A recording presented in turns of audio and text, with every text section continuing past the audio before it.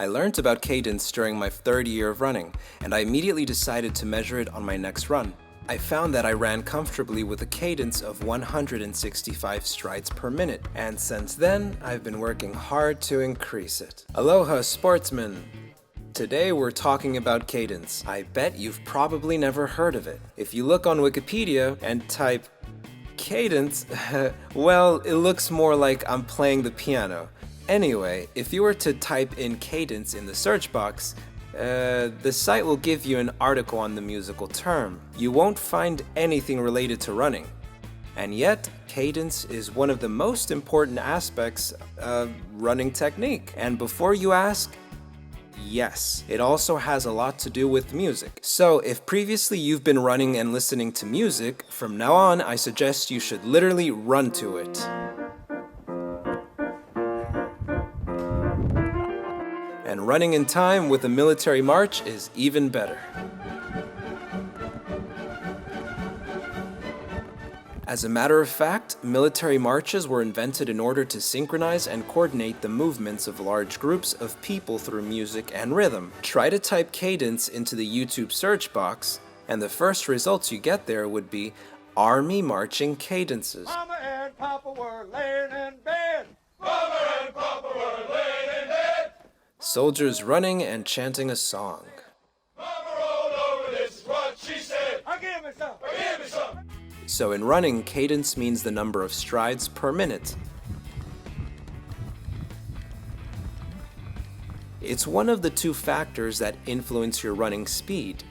If your stride length remains the same, then the only way to increase your pace is to increase the number of strides for each minute.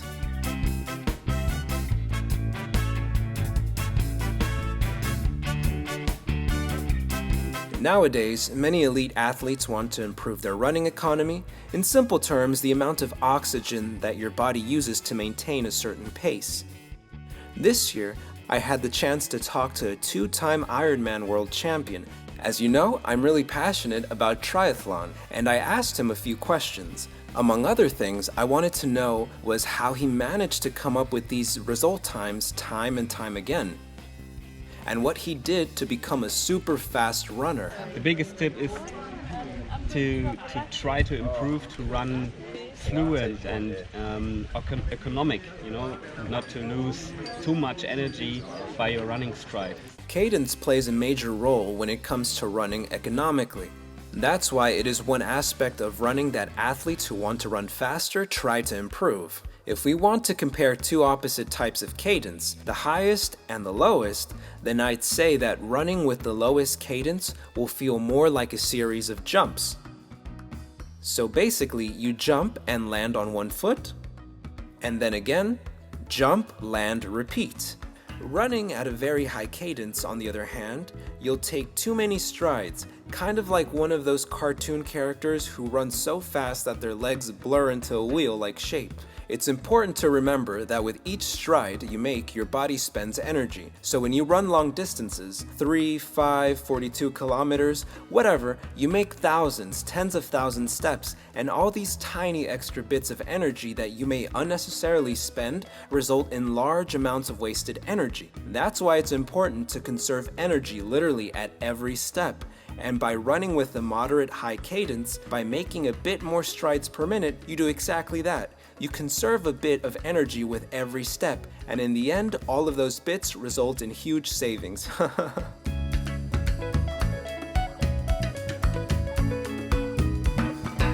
You might ask, why is low cadence uneconomical? Well, basically because at a lower cadence, each of your strides turns into a kind of jump. And what happens when you try to jump? Is that first of all, you expend much more energy because you need to push yourself up. And second, your body experiences a great load when landing.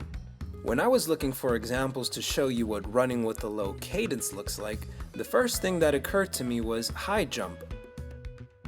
Before taking a jump, an athlete runs fast to build the momentum, then takes several long powerful strides just like a kangaroo, bam, bam, bam, and then he takes off.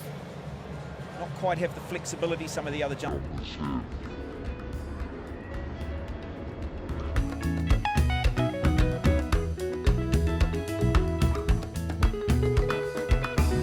Beginners often have this stereotypical image of a beautiful run. Shoulders pulled back, chest puffed out, long strides, high knees.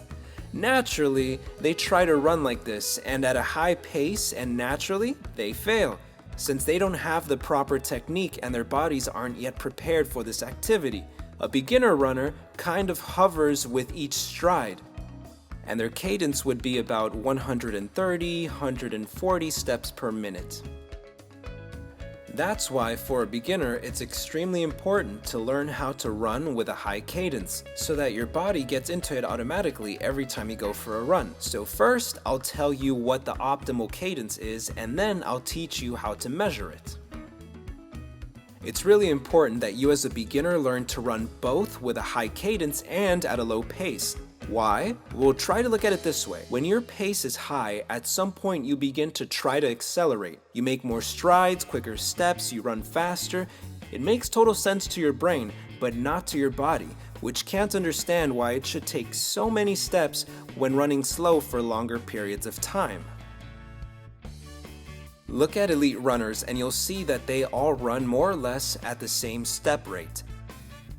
They maintain a high cadence of 180 strides per minute or more, and to run faster or slower they simply change the length of their strides. For the running community, the name Jack Daniels evokes not a whiskey brand, but a major authority in the running world. Dr. Jack Daniels is the Albert Einstein of running. It was he who during the 1984 Olympics discovered the most marathon runners tend to have a cadence of about 180 strides per minute or more. I'll leave the link to a series of his videos in the description below. To tell you the truth, I myself didn't get into the proper cadence right off the bat. Looking back, I would run at a rate of 165 steps per minute. I actually learned about cadence in my third year of running, and I immediately decided to measure it during my next run.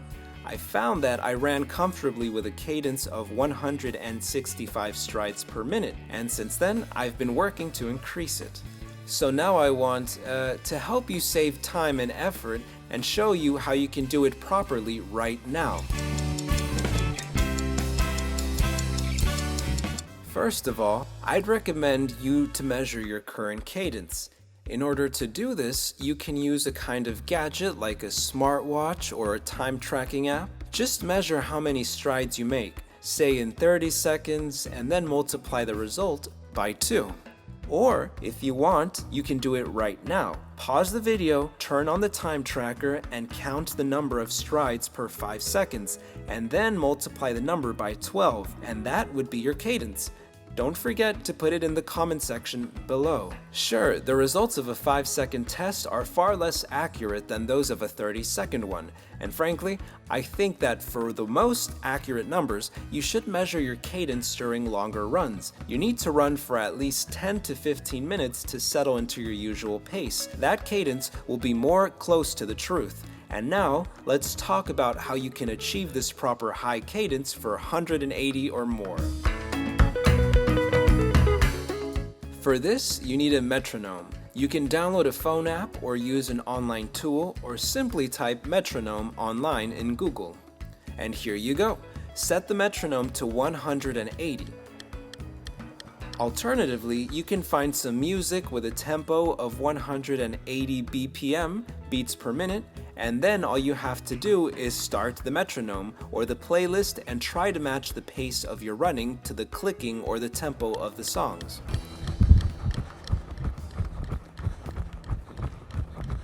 From my experience, it doesn't take long to increase your step rate. It usually happens after 1 to 3 weeks. At first, however, it might feel a bit unnatural. It may seem that you're taking too frequent steps. It is true in a way. You'll have to take shorter steps, and by doing so, you will increase your cadence while keeping the same pace. If your pace is, for instance, 6 or 7 minutes per kilometer, it's totally okay. You want to keep it. Just make sure you're taking smaller steps. After you get into the habit of running at a cadence of 180, you will be able to manage your speed by simply taking longer strides, no matter how fast or slow you run.